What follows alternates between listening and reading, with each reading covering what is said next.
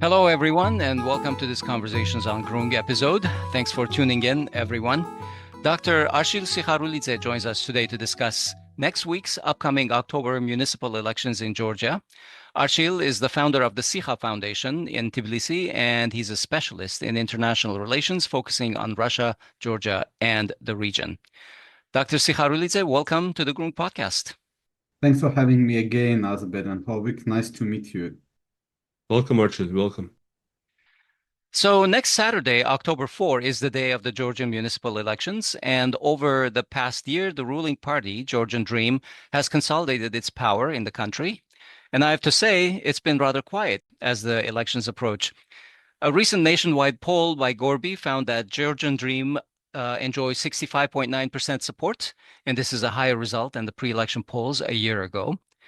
Last time, if our listeners recall, the opposition had organized mass protests, improvised explosive devices. It was a very messy election season. Now, we understand that these elections are municipal elections, and maybe the stakes are not so high as they would be in parliamentary elections. So, Archil, can you give us the lay of the land, what's going on in Georgia, and what the stakes are for each side? Know what I would like to say? All quiet on the Western Front, but let's Don't jinx it. yeah, okay. I'll be more like precise. Well, first of all, thank you once again for inviting me.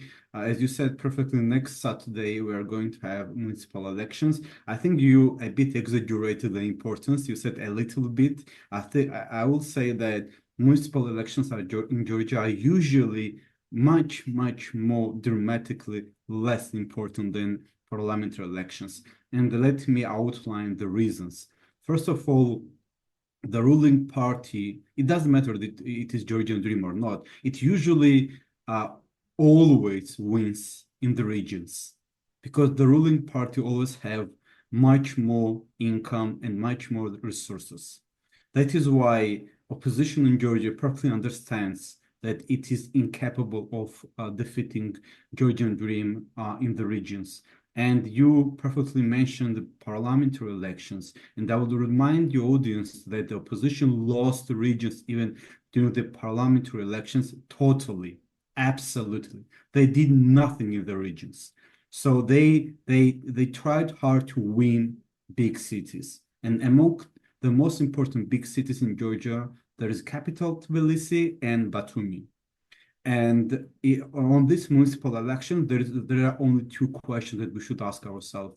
Will candidate from Georgian Dream win with the first attempt in Tbilisi or Batumi, or we will need to have the second chance? You mean runoff elections? Yes. By the end of the day, there are no questions that Georgian Dream gonna win. You mentioned Gorby. I should like make some clarification. Gorby is being considered by opponents of Georgian Dream as pro-governmental, but even without Gorby, in general, no one questions the Georgian Dream will win in the regions. It means that, as you said perfectly, they will fully occupy regional politics. And so the only question we ask, will Kakha Kaladze, the head of the city hall today, win again with the first attempt on Saturday, or he will need second round to defeat his opponent? I don't know about Batumi because Batumi is, once again, even though it's a big city, but it's not as important politically as Tbilisi. So the only serious issue is about Tbilisi and how fast Georgian Dream will win. One more issue that you will probably raise is what opposition is going to do. Half of the opposition is outside of the political process in general. Since parliamentary elections, they refuse to join any political debate. They are outside. They're continuing street protests. They do not recognize any institution, any ministry, any agency. They do not recognize government. They do not recognize anyone. They do not recognize even police. So they refuse to join elections. Another part headed by Lelo, who is level was created and founded by former bankers, and Gakharia for Georgia, who is headed by the former prime minister from Georgian Dream, Georgi Gakharia. These two parties, in collaboration with Girchi, small party but libertarian and very popular among youngsters, they said that they will join this confrontation. I mean municipal elections, but they don't have resources. They lack actual support, and because opposition is divided, that is why I do assume, and majority of experts do assume, the Georgian Dream will win easily. One of the questions we had is if there are alliances forming between these parties to the point where they are posing any kind of a challenge to Georgian Dream. I mean, I was a little surprised when you mentioned runoff elections because I was not expecting that. I think that the issue is here very sensitive when it comes to Tbilisi, because Tbilisi, being the heart of the political process, is always very critical to the current government, to the current leadership, as in any country, if I ask me. And because Tbilisi is actually divided, I would say 50-50, maybe even 55 to 45 for the opposition. That is why it's very complicated to say who's gonna win. I mean, Kakha Kaladze, the candidate from Georgian Dream, will by the end win, but how many rounds he will need, that's the question. On the one hand, I actually made a bet. I said that I think the candidate from Georgian Dream will win in the first round, because I do assume, and I think that citizens of Tbilisi are extremely tired of opposition. I think that the citizens are extremely tired of from 25 to 100 people like blocking Central Road every evening, shouting some nonsense, if you ask me, and saying that this is the way they're gonna fight for years.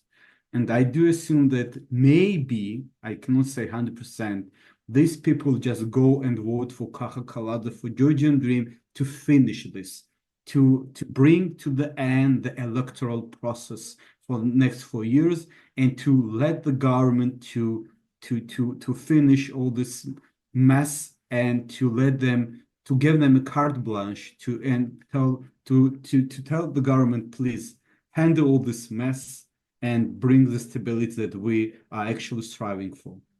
Archil, Kakha Kaladze, you mentioned, he's a popular footballer, but also he has turned into a politician, and he's a current incumbent, and he represents the Georgian Dream. Can you let us know more about his role as a manager, city manager, and what else should we know about him? Like, what are his policies? Are they, in line with Georgian Dream, or does he have an independent streak? How would you characterize it? I would say, I mean, Kakha Kaladze, Irakli Kobakhidze, the current prime minister, Shawa Papuashvili, chairman of the parliament, and before Georgi Gakharia retired and rose against the Georgian Dream, these four people were considered as the four horsemen of the Georgian Dream, the key actors that actually were the managing powers. Georgi Gakharia left. He opposed the Georgian Dream. That Irakli Kobakhidze was appointed as a prime minister. He accumulated power. He is leading the government. And Kakha Kaladze is fully in accordance with the Georgian Dream policy. When it comes to his general approach to the city, I would say like 50-50. There are people who really love him and the people who really hate him. Probably and it's normal, because in Tbilisi, if you do something, even if you're doing some good stuff, people are still angry. Any discomfort brings some dissatisfaction, and then you must prove that your actions were necessary to improve the quality of life. And one of the key approach of Kakha Kaladze was infrastructure. I mean, all his 2 terms, he spent time on building new infrastructure, building new gardens, repairing the old building, the old like pipelines. But even though this was really good, in general, but some serious mistakes were made. And because of these mistakes, he is actually highly criticized. So this is some double-edged sword. On the one hand, he is the first guy who actually came out to say that, you know what, the Tbilisi is very old. We need to change everything. We need to change pipelines. We need to change the subway. We need to change, but we don't have money. So we are going to do it step by step. And then he was forced to come out and say that, plus we don't have anyone to do this with a respective quality. Because when he started changing stuff, one mistake, another mistake, some pipelines broke, the roads fell, and he was forced to come out and say that, you know what, we cannot actually make some really good quality because we don't have guys who can do this. So we need to, on the one hand, repair, but on the other hand, teach new generation of constructors to do a good stuff. And because all his debts, all his actions are also leading to some mistakes, that's why he's extremely highly criticized. So people are saying, like, if you are repairing subway, why can't you repair subway in a respective way? Why can you guarantee the quality? And that's why they consider Kakha Kaladze to be responsible, that this is the result of corruption. And I do agree that City Hall has some issues with corruption, but on the other hand, I should use research that was actually conducted by NGOs in Georgia that actually said it's not only about corruption. The issue is much more fundamental. The education system in Georgia does not create new quality stuff. We don't have actually people who will repair all this stuff, and we don't have money to invest in these people. That's why Kakha Kaladze is on the one hand very active, but on the other hand criticized for being not in quality in general. Archil, when these Kakha Kaladzes run as opposition figures and move away from Georgian Dream, is it policy differences that make them leave the party, or is it personality differences? Well, it's very complicated to say because if you compare like the previous government members, like United Nations Movement and Mikhail Saakashvili, he gathered very ideologically motivated people who were on the same vibe, if you can say. Plus, they had, and it's not a secret, some compromise on each other, some hidden materials. So he managed to keep these people in line with the policy, even when they lost power. So where they are not very keen to rise to speak about misunderstandings, they usually say that we disagree and they leave. That's why it was very complicated to find out what was the pattern. In this government, because they are not pursuing the same approach, you see lots of people leaving the government and then rising about the government and almost saying the same thing that the opposition is saying, that actually makes them look very pity. Because when you were the member of the Georgian Dream, you've been like allegedly called pro-Russian. You said we are not. Then you leave the government and you go government the pro-Russian. So the government wasn't pro-Russian while you were there, but once you left and you took money, now the government is pro-Russian.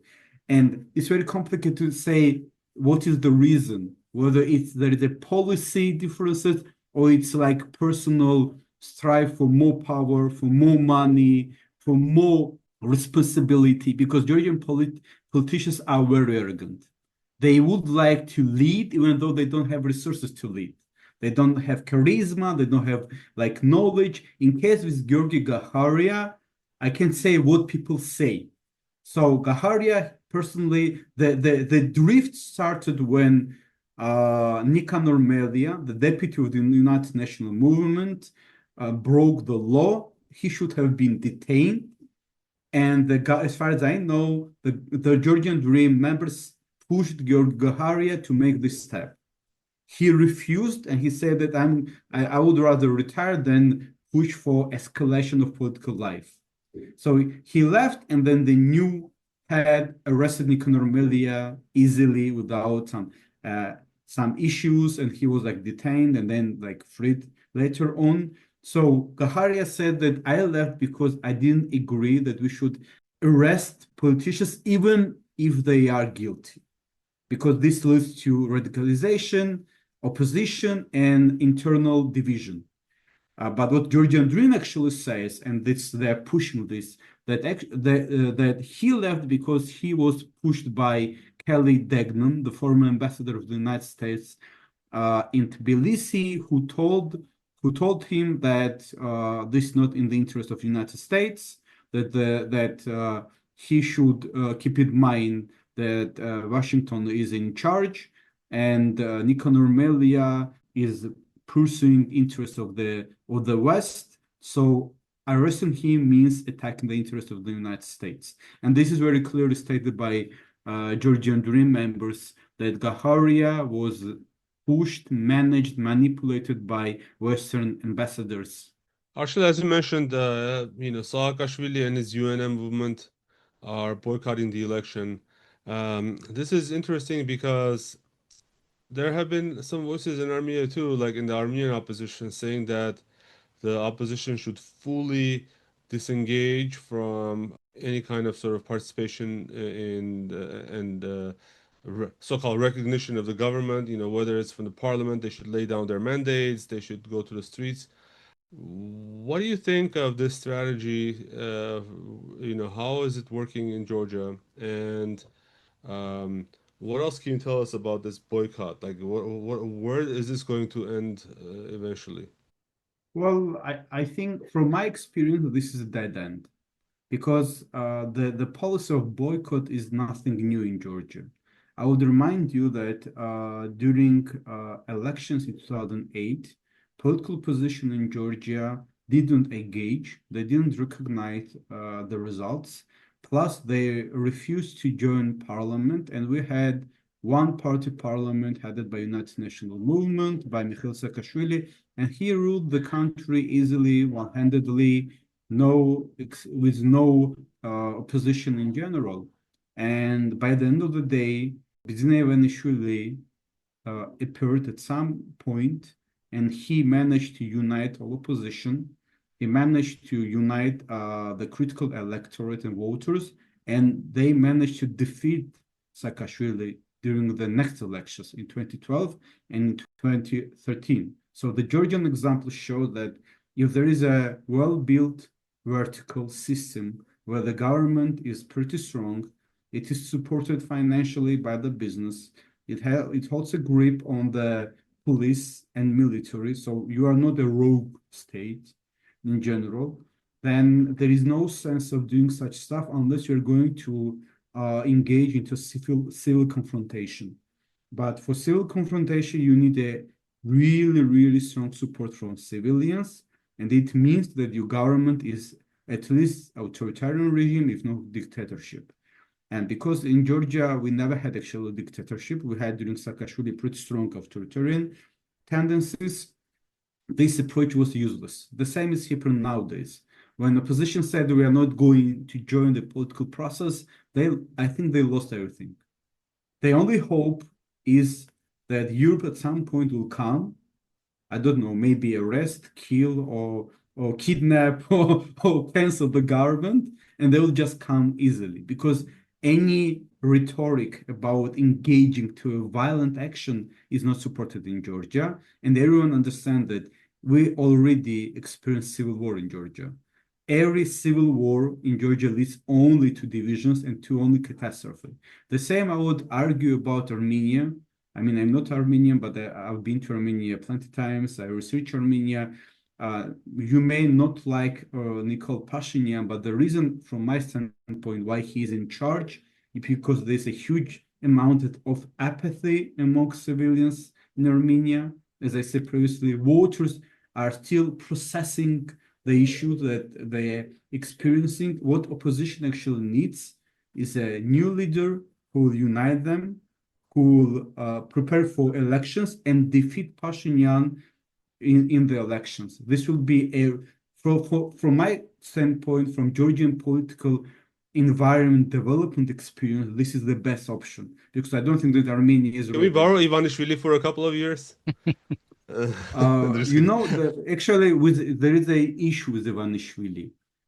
Everything that made Ivanishvili very attractive now makes him very disattractive, unattractive.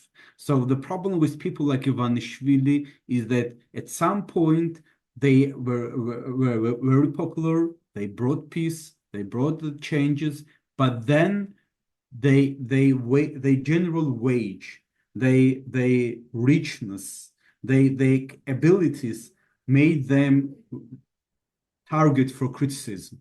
And you can listen that if previously, like 10 years ago, no one actually challenged his status, his role, now so many people actually challenge him. That is why I would suggest for Armenia not to bring people but like Ivanishvili, but bring people who are strong enough among voters and unite and create some kind of, I would say, union rather. Because if you bring another Ivanishvili, you will have the same issue. In 4 or 5 years, he or she will be target of criticism because of the power and abilities and money he or she holds in general. Archil, we've read some articles in the Western media that call for Western sanctions on people like Bidzina Ivanishvili and his entourage, just basically sanctioning them, freezing their assets in the West and things. So they're I mean, there very are actually they're sanctions. It's persona not non just calls. grata in the West. Asbed, it's not just calls for sanction. There are, in fact, even Kakha Kaladze, I believe, was included in the sanctions list, right? Recently. Well, I mean, if you speak about sanctions, Georgian Dream says that Bidzina Ivanishvili is unofficially already sanctioned by Joe Biden administration. And well, it's not a secret. He had an issue with accessing his money, and he won almost all legal cases against the Swiss banks, but they're still refusing to give him money. So I do assume that there is some catch there, and all this started since the war in Ukraine, and there are more than 300 people sanctioned by Latvia, Lithuania, Estonia, and by some other countries. So it's not, I mean, this is not something that we already discuss. What we question is that the Georgian Dream government is the first government in history of Georgia that was sanctioned by the West, despite of previous governments being much more authoritarian and doing such stuff that could have been actually a true reason for sanctioning. Like, for example, if you take Saakashvili government, there are, I don't know, dozens of people mentioned in the judgments by European Court on Human Rights, and they allegedly participate in torture, like assassination attempts and other stuff, but they had never been sanctioned. So that is the issue actually here. Now, when we speak about sanctioning in general, well, I would say what I tell all my colleagues who support the position. This is not something new, actually. Just for your audience, there was a special platform called Mona.g. Mona means slave.g. And this actual platform was financed by European agencies. And the opposition members unilaterally used to upload profiles of people who they disliked, who they considered enemies of the state, of the free people. And I mean, and this whole idea was financed by European money. Just imagine that European money was spent on creating a list of people who would have been executed if you ask opposition members. And then there were blacklists also. This is not a secret that opposition created special lists that they brought to European colleagues and Americans, calling them to cancel, block, I don't know, like maybe like kill. And now they're pursuing another policy. They call it Zia Maglobeli. She is a journalist who was detained list. That there's another list that they are going to put other people there. And what is tremendous and like terrific that in this list you can see not only the members of the Georgian Dream, so not only politicians, but just regular citizens. I mean, if I come out and say that I do not support these protests, it doesn't matter what is the reason.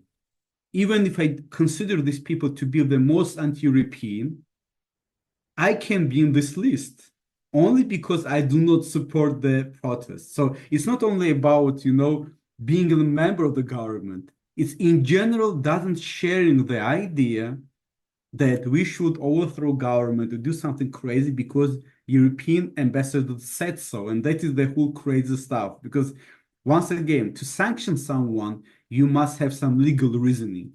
And if you ask, well, for example, the reason why some people are sanctioned is absolutely terrific because they somehow contributed to the persecution of protesters, and no one knows how, because the protesters were prosecuted in November, December last year. Nothing happened since then, but the people are still being sanctioned, if they are prosecuted every day.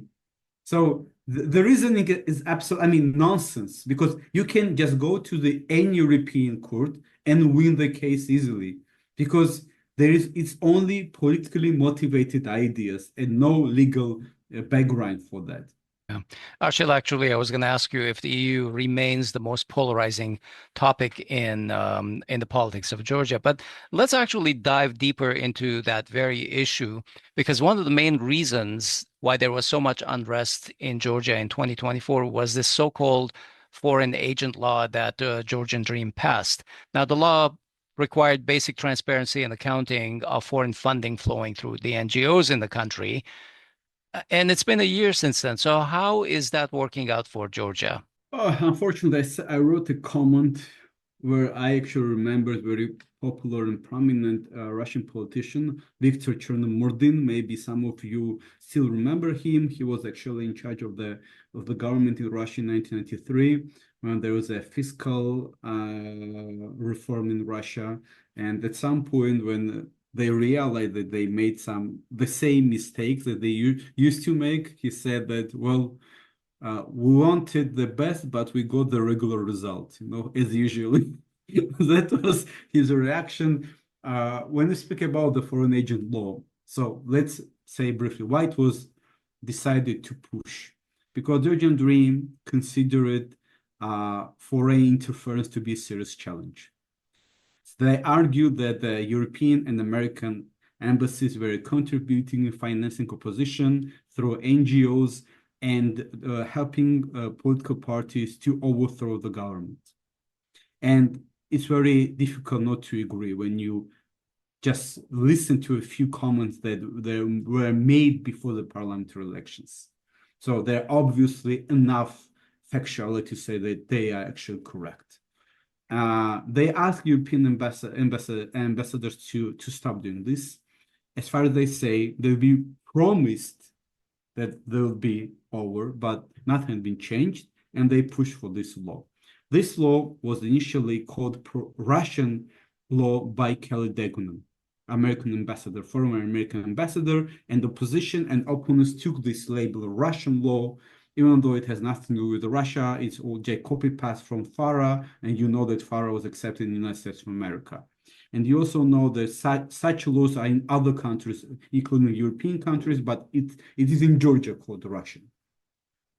What we have nowadays, those rich, we call them rich or elite NGOs, that this law should have restrained from interfering to political life.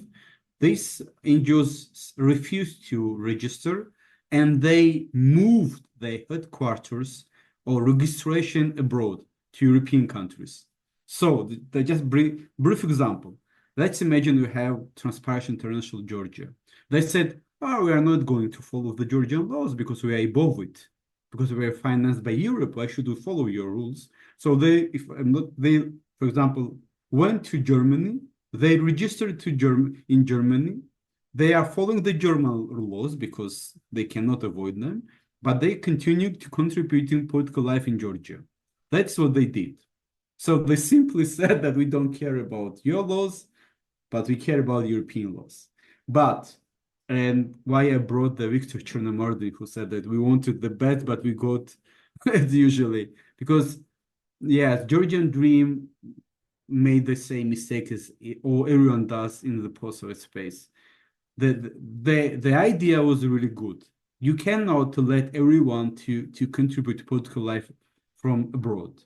But they did not push these elite rich NGOs to follow the law. They are even letting them to work outside the country and influence politics. But what they actually did, and this was a tremendous mistake, they pushed the small NGOs, other NGOs that had never been in the politics, too close simply.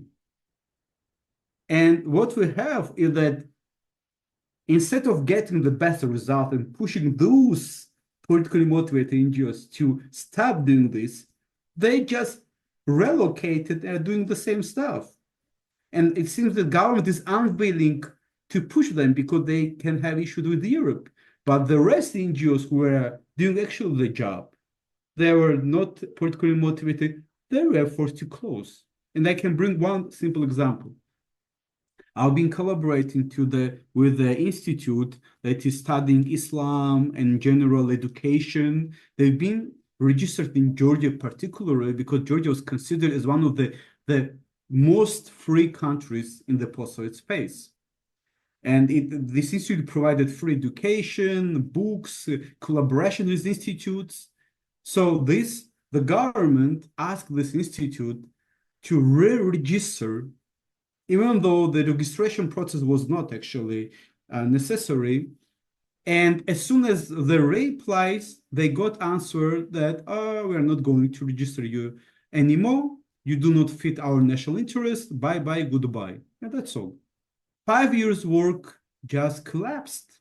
And people were extremely frustrated because, and the reaction was like, we never engaged politics. We provided free education. We are fully devoted to Georgian national interests. We have nothing to hide, but we've been expelled.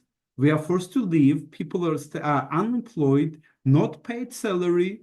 I mean, where is the logic? Is there an avenue for settling the issue through the courts or anything like that? Or is there an appeal process? I don't know, to be fair with you, but because I don't know what to the logistics in general, because I just got this information and I was a bit frustrated because once again, if your goal is to determine which NGOs are contributing to unrests and are politically motivated and push them to register, it's one issue. But canceling NGO that has nothing to do with the process only because you are insecure and you are not sure whether you can control someone, I think this is a mistake because it hits Georgian international prestige. The first reaction from my colleagues who live in America and in Uzbekistan is that we actually never thought that we will have issues in Georgia, which is considered the safest and the country where free speech is actually protected. And for me, it's unfortunate because the idea was good, but implementation, well, as Victor Chernomordin said, we wanted the best, but we got as usual. Archil, let's transition to Armenia a little bit. In August, we all saw this pageantry in Washington, D.C. when Pashinyan and Aliyev initialed, but did not sign, the draft of the so-called peace treaty in Washington, D.C. And Donald Trump's signature on that statement was also like as a witness. He was not a co-signatory, so that's important to highlight.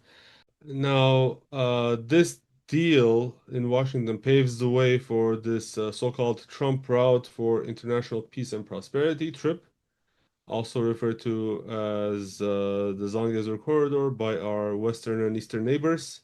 Even from a podium in the United Nations over the weekend. Yes.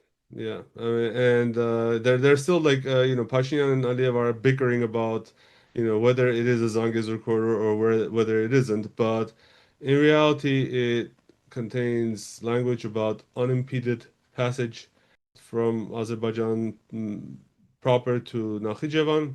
And I was wondering if you followed the news on this and what are the thoughts and perspectives from Georgia on this development? Well, actually, my first reaction was, wow, to be fair with you. Because, I mean, no one actually knew that this is going to happen. You know? I mean, we all expect that at some point there will be some peace deal, yeah, by the end of the day. I mean, we've been waiting for this for years. And we've been promised every year that we're going to sign it in, I don't know, in Chisinau, in Tbilisi, in Antarctica, on the moon. But we finally didn't get this, you know, peace deal actually that we are expecting.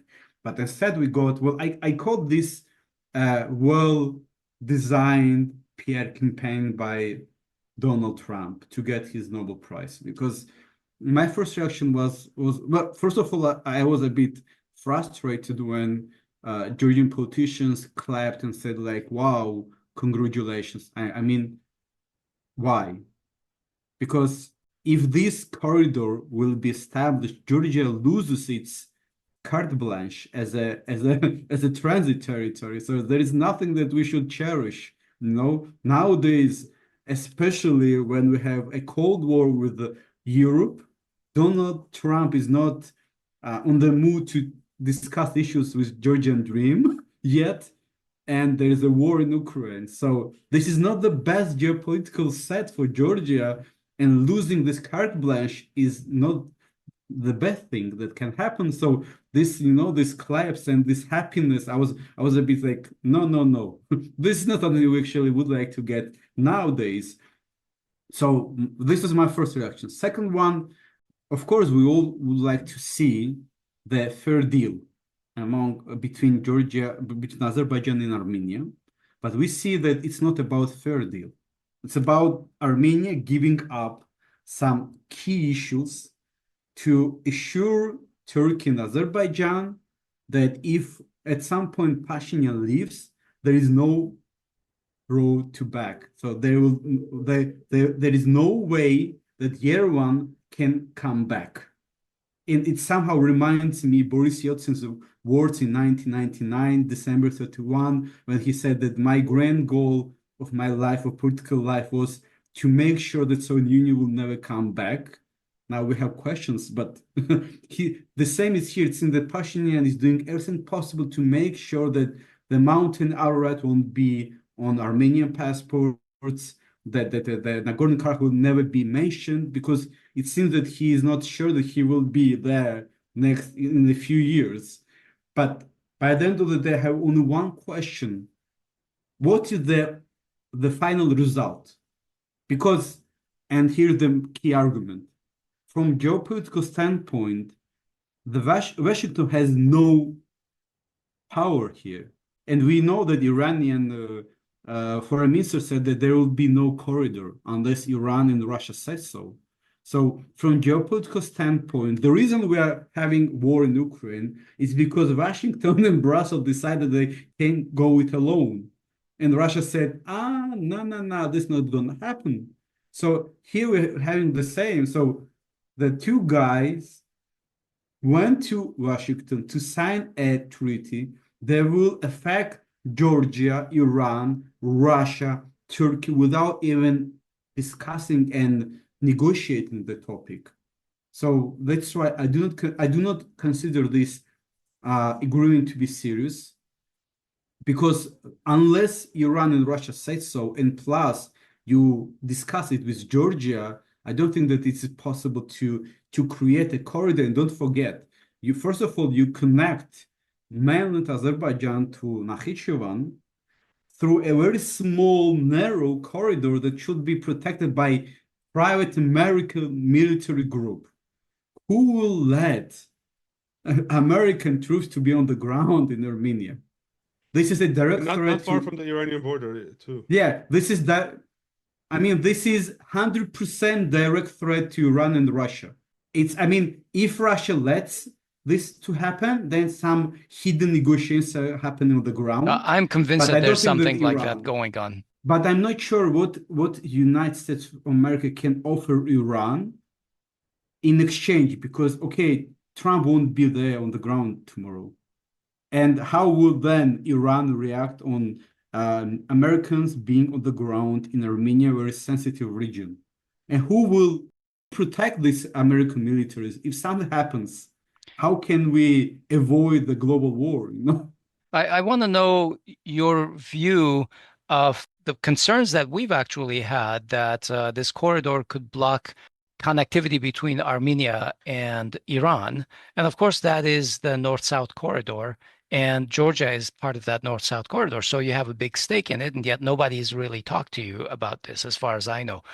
What is your view of this corridor blocking that North-South connectivity, basically? I'm sorry. Let me say, I do not consider this topic seriously in general. That is why I do not consider this initiative to be implemented in general. I do think that neither Russia nor Iran will agree on that, because Armenia is like Ukraine for Russia, with all due respect. And Armenia was always in the close interests of Russia, and having any military stuff on the ground from America is absolutely beyond imagination. It is the same as was with Ukraine. People speak that Vladimir Putin has some obsession about Ukraine, but it's false claim. It has nothing to do with obsessions. It has to do everything with geopolitics. That Russia made it obvious we are not going to have any NATO military stuff on the ground in the what they call nearer abroad. And we speak nearer abroad. It's Georgia, Belarus, Ukraine, Azerbaijan, and I don't mention Central Asian countries now. So what is the point of waging war against enormously big Ukraine and then having American troops on the ground in very small Armenia? So that is why I don't think that this is actually something that they will move forward. That's why I call it a PR campaign. But if it happens, it cannot happen without, as you said, and as I mentioned, without some hidden agreement. Georgia should get something, Iran should get something, and Russia should get something. And here's the catch. How can we all negotiate all of this? Because Iran considers Turkey to be rival, United States to be an enemy, Russia considers Georgia, and Georgia considers Russia to be enemy. And I mean, it's if this gonna happen, I would be extremely surprised. I think that Donald Trump should get not the peace Nobel Prize, but Nobel Prize for negotiation style, not for peace. You know, what's funny? One of our listeners, I think, wrote a comment once saying, why don't they put just a traffic light and be done with this north-south and east-west? Archil, so Armenian opposition is now in a debate on how best to deal with the civil contract-led parliament. We know that in Armenia, for instance, there's Pashinyan has a huge supermajority, and there are talks about votes of no confidence and trying to mobilize street protests. But essentially, Pashinyan has all the bases covered, and he has heavily augmented and weaponized internal security forces, and the opposition essentially, at this point at least, cannot muster any ability or capability to affect change. Now, Georgia, it seems similar in one respect, which is that there's a strong there's a strong grip on power by Georgian Dream. But I wanted to ask you, what do you think are the key differences between Georgia and Armenia in this regard? Well, I think the key difference that we made everything much earlier. I mean, at 10, 15 years ago, for example, the Nikol Pashinyan came in 2018. We had our Nikol Pashinyan in 2003. Then we had the Saakashvili in charge for 9 years, and he was doing everything that he wanted, actually. I mean, he did everything there was no one who could have stopped him. And actually, this led him to his demise because he did everything possibly that you could have possibly imagined. And this drove people absolutely crazy to be extremely critical, even though he had his ups and downs.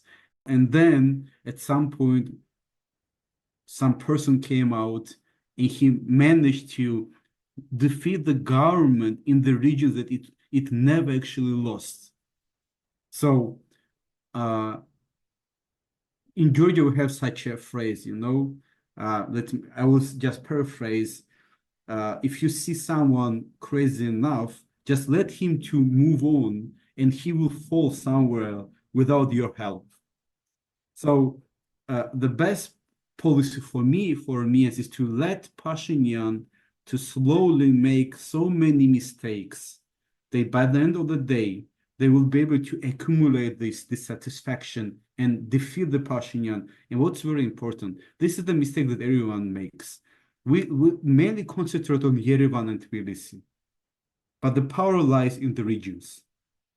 Because this mindset that we should win Tbilisi is because we are going to make a revolution again. Because parliament is in Tbilisi, and Mediterranean is in Yerevan, but this is a very wrong mindset because Yerevan is not Armenia, and in elections it's not Yerevan winning, it is Armenia winning in general. So I think there are three things that Armenian opposition must do. The first one, find someone who is not attached to the formal government. Because it's obviously when people see someone who they get used to and they know that he is a continuation of the former government, they won't sacrifice anything for this person. So some new face. B, let Pashinyan to talk. More he talks, more crazy stuff he says. And we saw his, like, I would say, debates with the Armenian church, not the best way, that by Pashinyan, And the third one, try hard in the regions.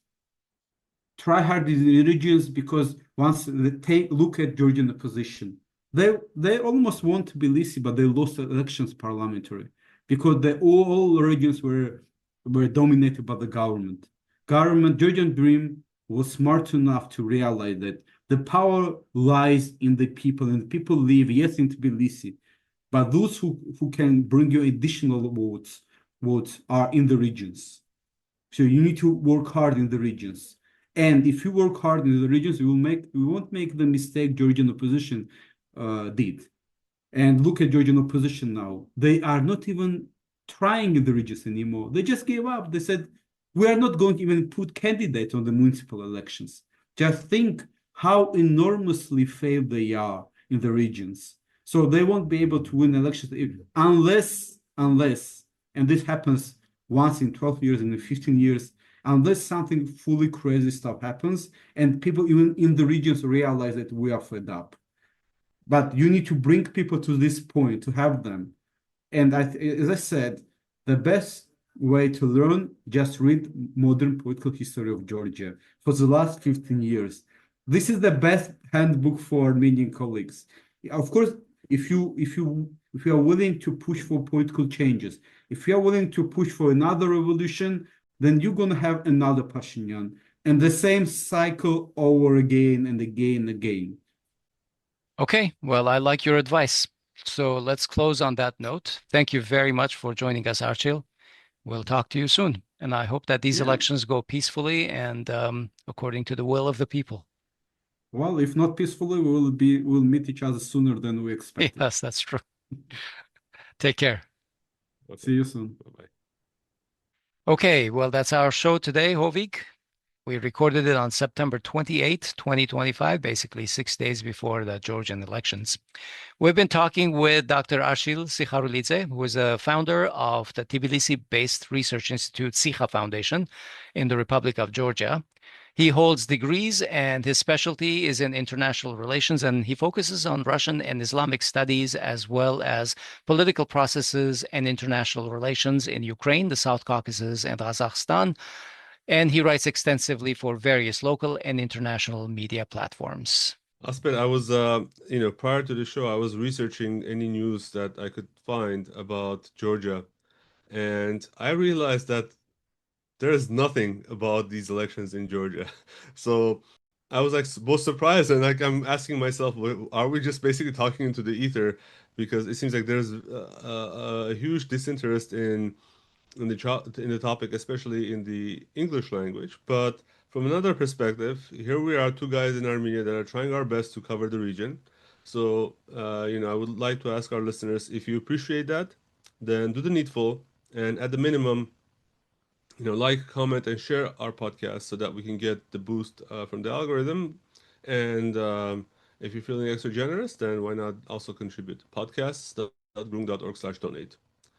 Podcasts.groong.org/donate. Hovik, one more thing. I'm glad you mentioned two guys. Well, not two guys in Armenia today. I guess it would be two guys in Los Angeles. Two Armenians in Los Angeles talking about Georgian elections. But we are interested in what goes on in all of the neighboring countries and the region for Armenia. So these are important. And that reminds me that there was a listener comment on one of our videos saying, not so much about Georgia, talk a little bit more about the Middle East. Well, folks, we haven't had a good opportunity to schedule the right guests to come on board and talk about those, but we are definitely reading your comments. We listen to what you're saying, and we will get something more on the Middle East going as soon as schedules allow. Until then, I'm Asbed Bedrossian in Los Angeles. And I'm Hovik Manucharyan, temporarily visiting Los Angeles, but mainly based in Yerevan. We'll talk to you soon.